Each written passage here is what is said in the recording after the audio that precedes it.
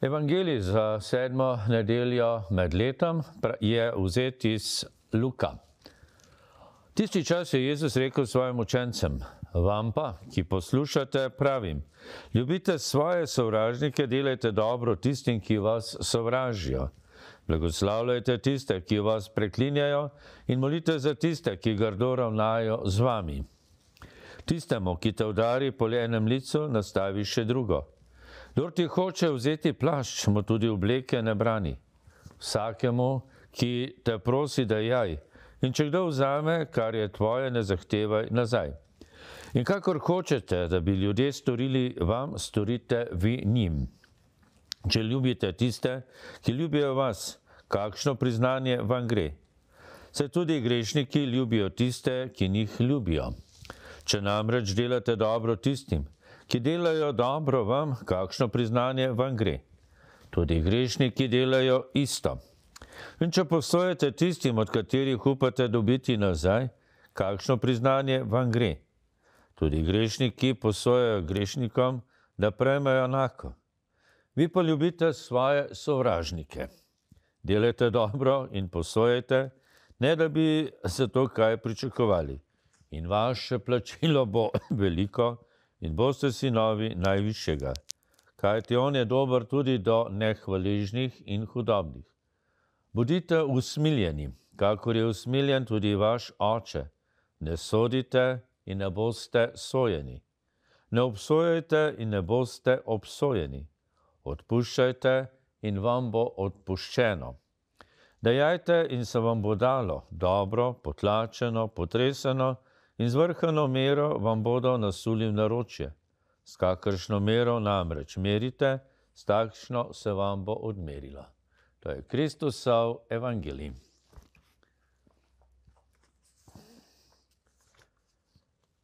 Za 2 nedelje pred postnim časom je tudi nadškof Stanislav Zore napisal pastirsko pismo v začetku postnega časa za ljubljansko nadškofijo z naslovom Romarji upanja skozi postni čas. Dragi bratje in sestre, dragi romarji upanja, pred nami je začetek postnega časa. Letos bo njegovo obhajanje zaznamovalo sveto leto, v katero smo stopili na sveti večer preteklega Božiča. Kakor sveto leto, tako je tudi postni čas romanje, ki je usmerjeno k izpolnitvi v dosego cilja. Kaj je cilj romanja? To vprašanje je potrebno postaviti, če hočemo, da bi se romanje spremenilo v navadno potovanje, v verski turizem, kakor danes večkrat slišimo. Kaj je cilj tvojega romanja, dragi brat, draga sestra?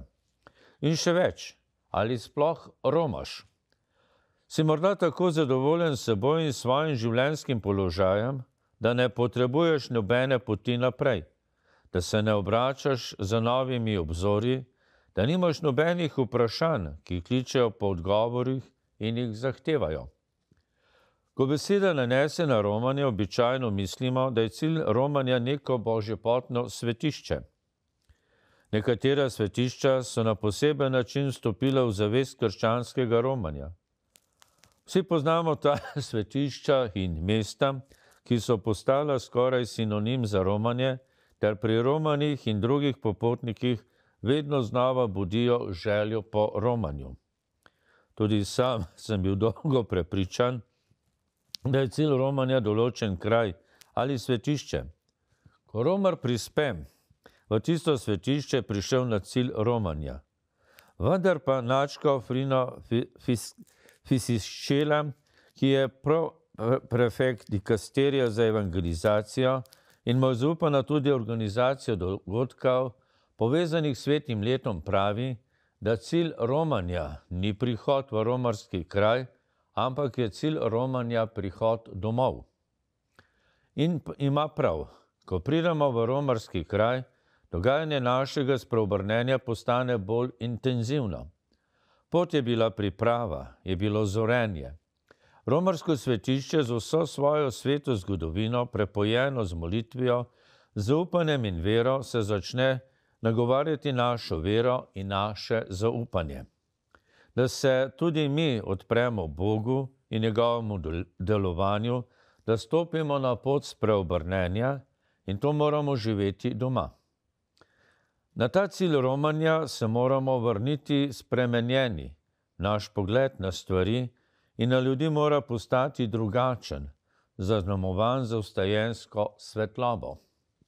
V tem duhu bomo tudi začeli letošnji postni čas. Preden se bomo vprašali, s kakšnimi postnimi prizadevanji hočemo prehoditi ta postni čas, moramo sami pri sebi priti do trdnega prepričanja, da namen posta nikakor ni zmaga nad seboj in nad svojimi navadami ali razvadami. Na ta način bi postni čas spremenili v neke vrste dieto ali v prizadevanje za zdrav način življenja. Seveda, z vsem tem ni nič narobe. Vse to pa v življenju vsakega izmed nas dobro ali celo potrebno. A nima prav nič opraviti s postnim časom, ki je čas in priložnost za rast naše vere. Kaj bi torej lahko rekli, da je cilj našega postnega časa? Ne zmaga nad seboj, ampak je cilj postnega časa Jezusova zmaga nad grehom in smrtjo. Cilj postnega časa je velikonočno praznovanje Gospodovega vstajenja, v katerem tako čudovito odmevajo besede velikonočne pesmi slednice. Povej nam, Marija, kaj si videla na poti? Grob Kristusa, živega in slavo sem videla vstalega. Vstal je Kristus, upanje moje, ti, o kralj zmagoslavni, se nas usmili. Cilj našega postnega časa je torej vstati s Kristusom. Zato je pomembno tudi pravo izhodišče. Posipanje s pepelom na pepelnično sredo ni ostanek preteklega, preveč z grehom in padcem zaznamovanega gledanja na človeka. Ne. Posipanje s pepelom je opomin, da brez Boga, ki je v Jezusu Kristusu razodel vso svojo ljubezen do nas, ni načina, da bi mogli iziti iz tega pepelnatega stanja. Brez Boga se življenje ne izide, ostane prah in pepel. Kaj naj pomen obreda pepeljenja, ponazorim z besedami profesorja Jozefa Rancingerja v knjigi Uvod v krščanstvo. Takole pravi. Krščansko bogoslužje pomeni, da ne poskušamo opravičiti samega sebe. Kajti taki poskusi opravičanja so v temelju samo izgovori in nas postavljajo medsebojno nasprotje. Enako kakor je bil Adamov poskus opravičevanja samega sebe, izgovor za prelaganje krivde na drugega, da nazadnje poskus, da bi obtožili Boga samega.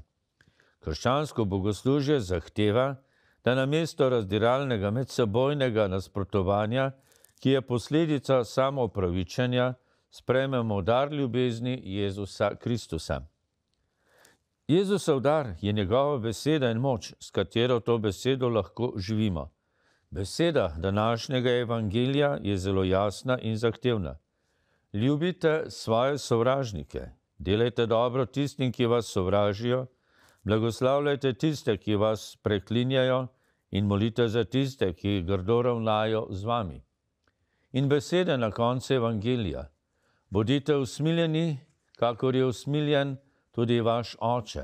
Ne sodite in ne boste sojeni. Ne obsojajte in ne boste obsojeni. Odpuščajte in vam bo odpuščeno. Dajajte in se vam bo dalo. S kakršno mero namreč merite, s takšno se vam bo odmerilo. Zato vas vabim, da bi v letošnjem postnem času vsi stopili na pot tistega romanja, na katero nas pošilja Jezus Kristus. To romanje se začenja pri oltarju, kjer Jezus pravi, če torej prineseš svoj dar k oltarju in se tam spomniš, da ima tvoj brat kaj zoper tebe, pusti ta dar tam pred oltarjem, pojdi in se najprej spravi s svojim bratom. To romanje nas bo pripeljalo do brata ali sestre, s katerim potrebujemo spravo, da se bova potem skupaj vrnila k oltarju in darovala svoj dar. To bo najtežje romanje ne samo našega postnega časa in našega svetega leta, ampak kar romanje našega življenja.